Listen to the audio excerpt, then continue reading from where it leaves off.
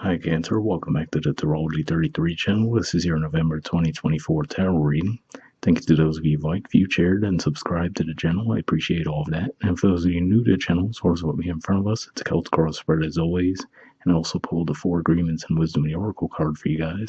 But we're actually going to start the reading off by rolling those astrology dice we have in front of us to get an idea of where your focus should be as far as that goes.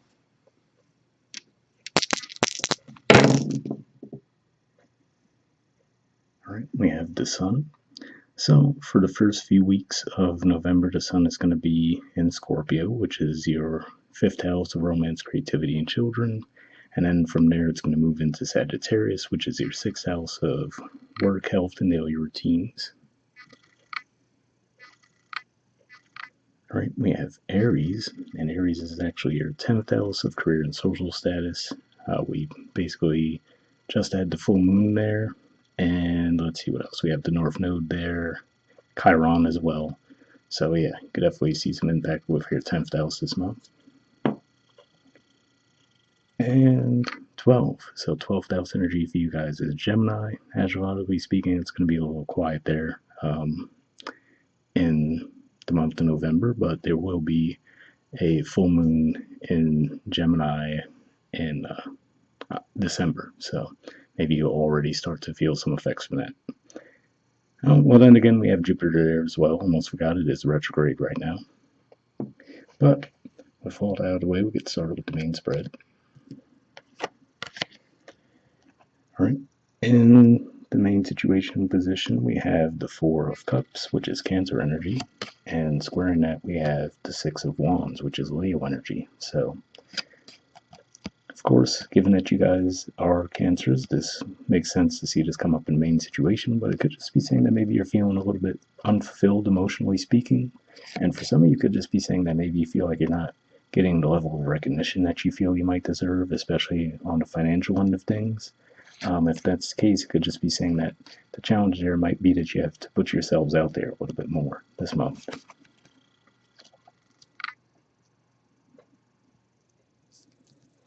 Right, in the foundation position, we have the 3 of Wands. So this is Aries energy, which we actually were just talking about with the dice as well, which is your career and social status house. And like I said, we pretty much just had that full moon there as well, so it makes sense to see this in the foundation position. But I feel like this is saying that for a lot of you might feel like you already did put in the work, right? So this is saying that you might feel like you've put in the work and the recognition should already be there. So for you to hear that, oh, you just have to put yourselves out there a little bit more, you might feel like, well, been there, done that, and that hasn't necessarily gotten me the results I was expecting.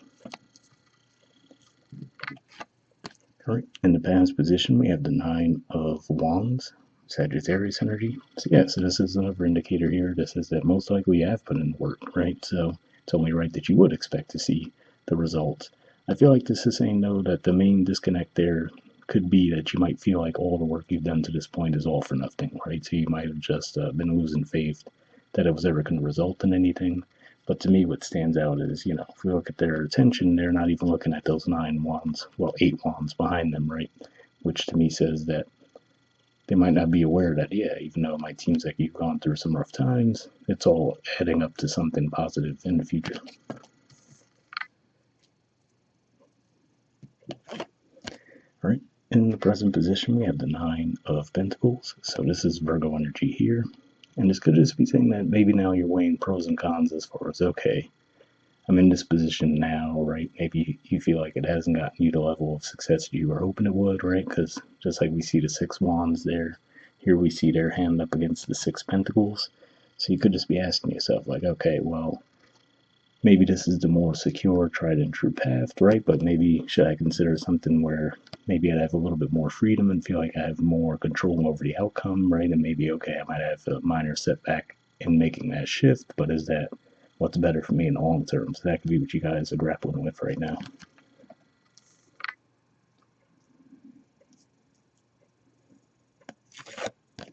All right, in the near future position, we have the Devil.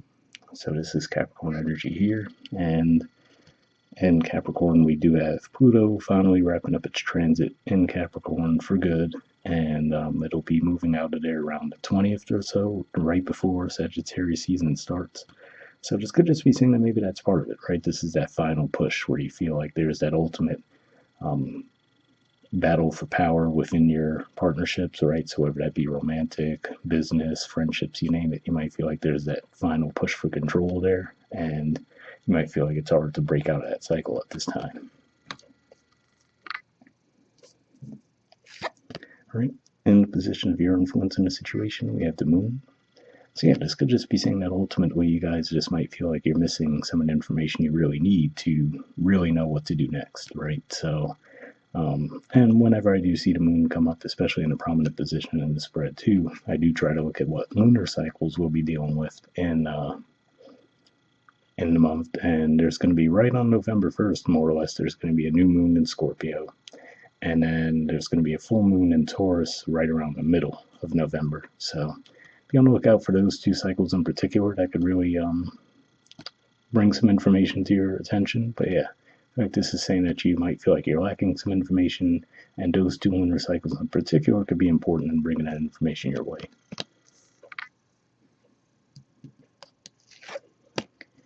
All right. In the environment position, we have the Magician. So this is a good card to see in the environment position because to me this says that you have all the tools at your disposal, right? So whatever you need to do to make it happen, right? So like I said, for those of you, if it ultimately comes down, maybe you do have to put yourselves out there more. Looks like you're being guided to do that, right?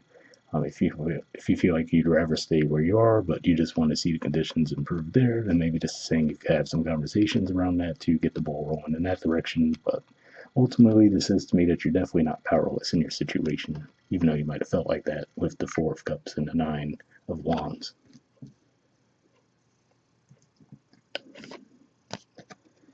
All right, in the hopes or fears position, we have the Four of Pentacles.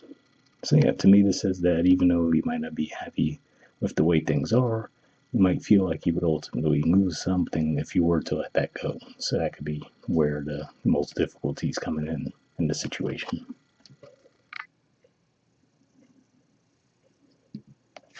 All right, and in the outcome position, we have the Star.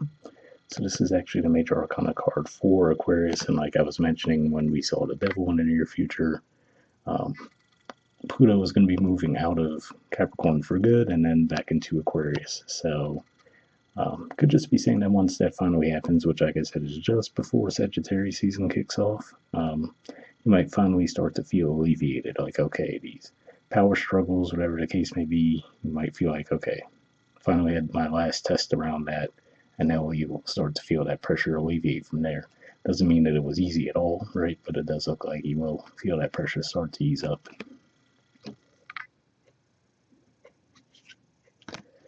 All right, bottom of the deck, we have the Eight of Pentacles. So yeah, I feel like this is saying, what you're being called to do is just continue to work, keep moving toward your goal, and don't lose faith that it will eventually lead you to where you want to go.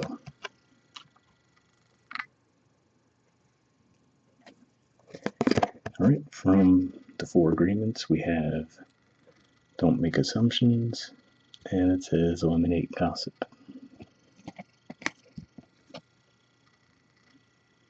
All right, it says making assumptions is a setup for suffering because usually we gossip about our assumptions. We make assumptions and believe we are right, then we defend our assumptions and try to make others wrong. So interesting message there, because that does remind me of the fact that as we do get closer to the end of the month of November, we're actually going to have Mercury retrograde kick off in Sagittarius. So especially if this is a work-related thing, be on the lookout for that. Technically, it's going to start its shadow period around the end of the first week of November. Then it'll officially start the retrograde, like I said, I think around the 24th, 25th. And so that could definitely be pointing to that energy in particular. All right, from the Wisdom Oracle, we have Go the Distance. There's the artwork, and the number is 47. So, see what this has to say. Definitely seems to support the theme of what we were saying, though, where, like I said, you might feel like you're further behind than you are. It looks like you're closer to reaching your goal than you may think, but see what it has to say. All right, essential meanings says endurance, strength, the long haul. The Oracle's message: to bring your dream to life, you must think long term and pay no attention to the fluctuations in the current of your experience. Joy and disappointment commingle with opportunities, so there is no need to fear the occasional obstacle. Life is not a sprint. This card is a reminder that you have endurance, strength, and fortitude to carry you all the way. Remain true to yourself. Your authenticity alone will keep you in alignment with the energy of miracles. What is yours will never be withheld from you. Remember that. So yeah, definitely a positive message there. And excuse me, makes me think of what we were saying as far as having Jupiter retrograde in Gemini, which is your 12th house. Maybe that could be putting a little bit of a damper on your optimism as well. So something to keep in mind there. All right. The relationship message says you either are in or are calling in a harmonious relationship that can stand the test of time. For better or worse, as you ride the ups and downs and even strain, break yourself, and are remade a new growth, you are being redeemed by the power of regeneration. Harmony does not mean there will never be a wrong note played, but that the relationship is marked by endurance and dedication to overall unity. A new song can be written, an instrument can be tuned, and a symphony of love will play on. Listen with your heart. Isn't it magnificent? So yeah, definitely a positive message there. I will say this definitely seemed more of like a financial career type of spread overall, but for those of you looking for relationship guidance, hopefully that message resonated. The prosperity message says your most precious dreams are not about instant gratification, but enduring prosperity. This is a time to think long term and engage in continued action. You will experience momentum building as you translate the ebb and flow into slow and steady movement forward. Your efforts, ideas, and hard work now can lead to greater riches than you can imagine. Stoke the fire so that an uninterrupted stream of energy is available to support you in all the phases of manifestation. Be assured that you are in the right place right now. So yeah, again, like I said, definitely a positive message there. And look, that Pluto energy that we were talking about is definitely an intense one, and you've had it in your 7th house of partnerships, contracts for a very long time. And to see the stormy outcome to me says that at the very least, that's part of what's going on with the picture here. And once it's finally out of that energy, you should start to feel a little bit more optimistic about how things will turn out for you. So hopefully that resonated with you guys. We'll wrap up there, and I'll see you all next month. All right, bye.